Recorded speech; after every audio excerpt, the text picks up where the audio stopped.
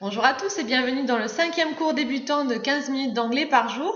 Alors aujourd'hui, nous allons voir le génitif, les différentes formules de politesse, pas mal d'expressions qui vont vous être utiles quand vous partez en voyage dans des pays anglophones.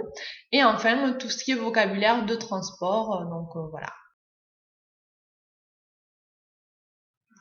Alors le génitif, vous allez me dire pour certains d'entre vous, qu'est-ce que c'est? Parce que c'est vrai que c'est pas un mot qu'on utilise très souvent.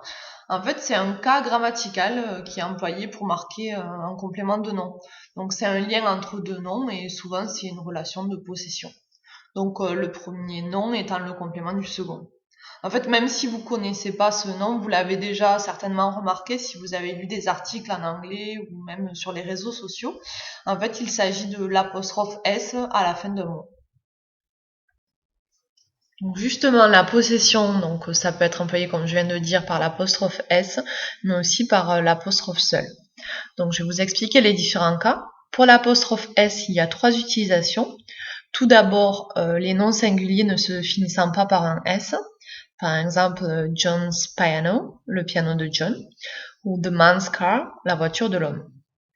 Également pour les noms singuliers se terminant par un S, comme Marcos bike, le vélo de Marcos, ou les noms pluriels ne se finissant pas par un S, the men's hair, les cheveux des hommes. Donc ça fera l'objet, ne vous inquiétez pas pour ceux qui disent « Ah, mais comment on dit men et c'est le pluriel de man ?» On le verra dans un cours suivant, les différents noms qui justement ont un pluriel différent des autres.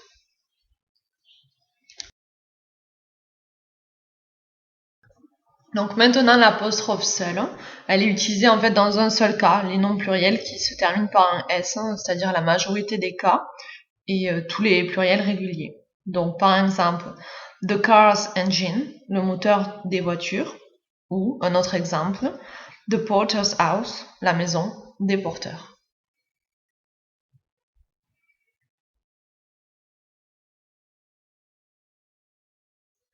Donc dans les premières choses qu'on a besoin en fait de savoir dans les formules de politesse, ça va être surtout de saluer quelqu'un, dire au revoir et remercier.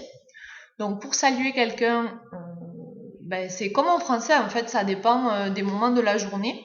Donc le matin on va dire good morning, l'après-midi good afternoon, en soirée, en fin d'après-midi donc ça va être good evening, et pour la nuit, bonne nuit comme en français ça va être good night. Après, pour saluer quelqu'un de manière un peu plus familière, ça va être hello, hi, ça veut plus dire salut.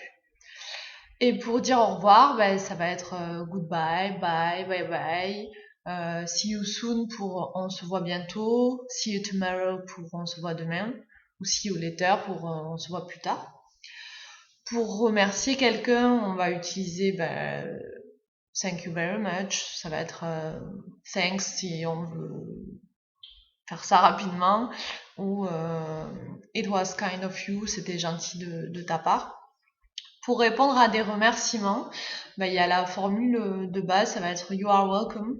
Donc là, l'utilisation de welcome, c'est pas bienvenue, mais c'est plutôt pour dire de rien. Ou alors on va utiliser my pleasure, donc avec plaisir. Ensuite, des expressions qui peuvent être utiles, ça va être pour s'excuser, si vous voulez aborder quelqu'un et lui demander des informations, ça va être excuse me, donc excusez-moi, est-ce qu'on peut parler de ça? Si vous tamponnez quelqu'un dans la rue ou si vous voulez vous adresser à quelqu'un pareil en vous excusant, vous pouvez dire I am sorry. Je vous demande pardon, ça va être I beg your pardon. Et par exemple, vous êtes en retard et vous voulez vous excuser, vous pouvez dire I want to apologize for being late. Je voudrais m'excuser de mon retard. Donc pour souhaiter quelque chose, par exemple, pour dire bonne chance, on va dire good luck. Bon anniversaire, c'est assez connu, ça va être happy birthday. Pour souhaiter un joyeux Noël, ce serait I wish you a Merry Christmas.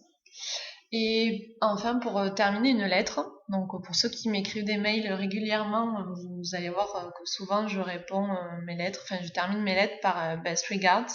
Ça veut dire cordialement. On peut dire aussi thank you in advance, donc merci par avance. Et yours sincerely, ça veut dire bien à vous.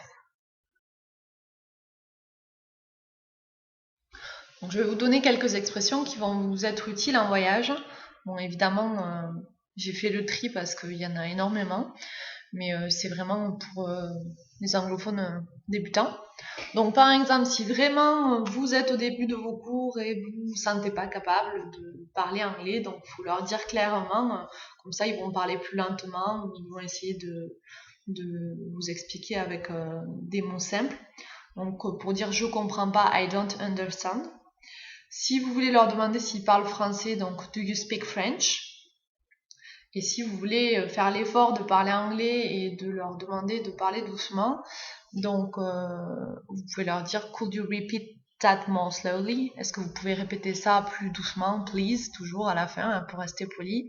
Vous cherchez les toilettes désespérément, donc ça va être where is the bathroom, please?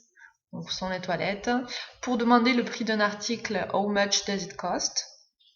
Vous êtes perdu avec votre carte, vous ne comprenez pas, vous êtes dans Londres, où aller, comment se retrouver à Piccadilly Circus, donc I'm lost, can you help me? Je suis perdu, pouvez-vous m'aider?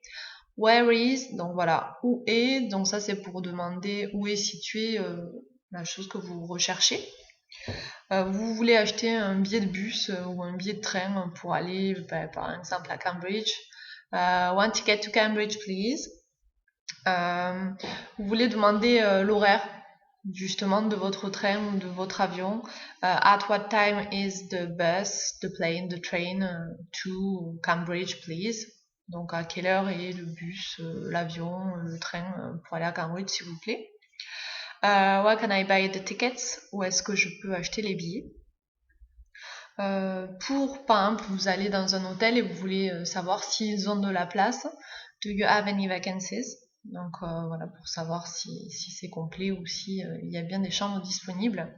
Vous voulez réserver justement une chambre ou une table. I would like to book a room, a table for 2 people.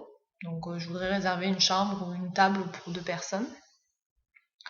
Could we have the bill please? Pourrions-nous avoir l'addition? Donc je sais pas si vous remarquez, dans les formules de politesse, on l'a vu, mais plutôt dans la conjugaison, on utilise beaucoup le conditionnel, could, would, je voudrais, je pourrais. Voilà, c'est très poli pour s'adresser à des personnes qu'on ne connaît pas. Justement, quand on demande pourrions-nous avoir l'addition s'il vous plaît, it's on me, ça veut dire c'est pour moi, c'est moi qui vais payer. Keep the change, gardez la monnaie. Where can I find the nearest market? Où est-ce que je pourrais trouver le marché le plus proche? Donc ça peut être marché, ça peut être railway station, ça peut être plein de choses. Et puis là, si vous avez établi des contacts, can you give me your phone number, your email please? Est-ce que vous pouvez me donner votre numéro de téléphone ou votre email?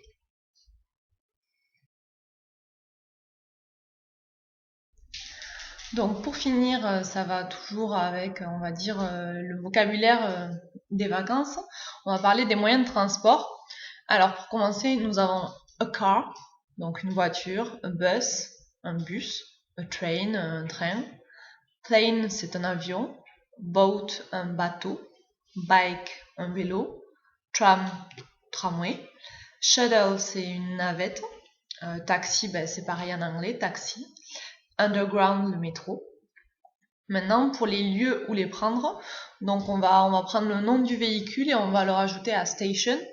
Donc station, c'est une gare. Donc bus station, ça va être la gare routière. Railway station, ça va être la gare des trains. Un arrêt de bus, bus stop. The underground station, ça va être pareil, la station de métro. Et a taxi rank, la station de taxi. Donc pour les routes utilisées, il y a également du vocabulaire à connaître. Donc la circulation en général, c'est traffic. Traffic lights, ça correspond au feu de signalisation. Donc street, c'est la rue, road, la route. Et lane, c'est les différentes voies en fait. Donc toll gate, ça va être le péage, et motorway, l'autoroute. Dans le vocabulaire du transport, il y a aussi des verbes qui sont utiles pour la compréhension de tous les jours. Donc, par exemple, quand on va à l'aéroport pour prendre un avion, to land, c'est atterrir. Et to take off, c'est décoller. Voyager, tout simplement, c'est to travel. To get on ou to get off, par exemple, to get on off bus, donc ça va vouloir dire monter dans un bus. To get off, c'est descendre. To wait for, c'est attendre justement un des moyens de transport. Et to produce one's ticket, c'est montrer en fait son billet de transport. Voilà. Donc c'est maintenant l'heure du test de connaissance. Donc comme d'habitude, je vais utiliser des mots ou des expressions qu'on a déjà vues soit dans ce cours, soit dans les cours précédents. Donc là, évidemment, le test de connaissance, ça va être sur le génitif, les expressions de voyage, de transport et aussi de formules de politesse. Donc ça va être sous forme de traduction. C'est à vous! Donc pour le génitif, comment traduiriez-vous les expressions suivantes? Le moteur des avions, le vélo de Thomas, la maison des Johnson, les pieds des hommes et les lunettes de soleil des femmes. Donc, the plane's engine, the Thomas' bike, the Johnson's house, the men's feet, the women's sunglasses.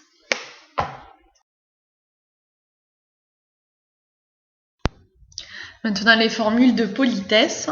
Donc, bonjour dans l'après-midi, à bientôt, de rien, je souhaite m'excuser d'être en retard, bonne chance, cordialement à la fin d'une lettre, je vous demande pardon, au revoir, merci beaucoup.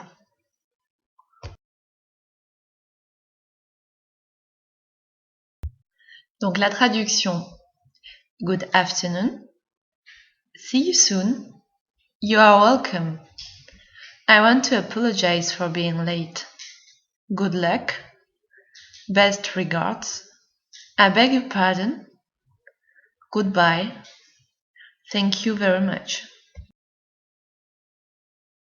Alors les expressions utiles en voyage. Donc, je ne comprends pas.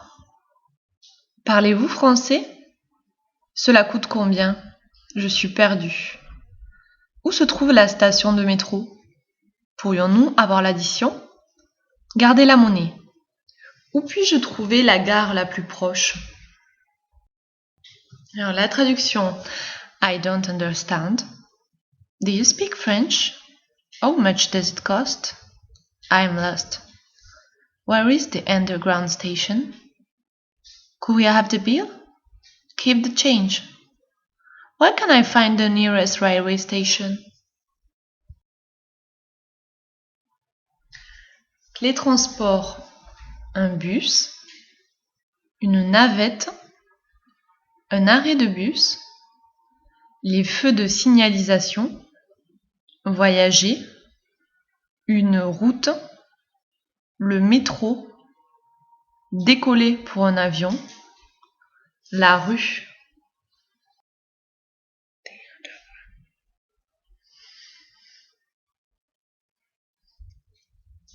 Et enfin la traduction, a bus, a shuttle, a bus stop, traffic lights, to travel, a road, the underground, to take off, the street.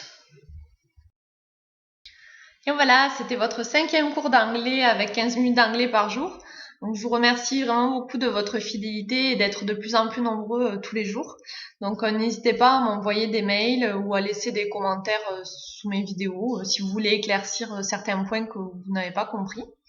Sachez également que préparer un cours et un montage vidéo, ça peut me prendre 3 bonnes heures. Donc, c'est pour ça que mes vidéos sont publiées avec plus ou moins de régularité. Donc, je vous remercie et je vous dis à très bientôt pour le 6e cours d'anglais débutant.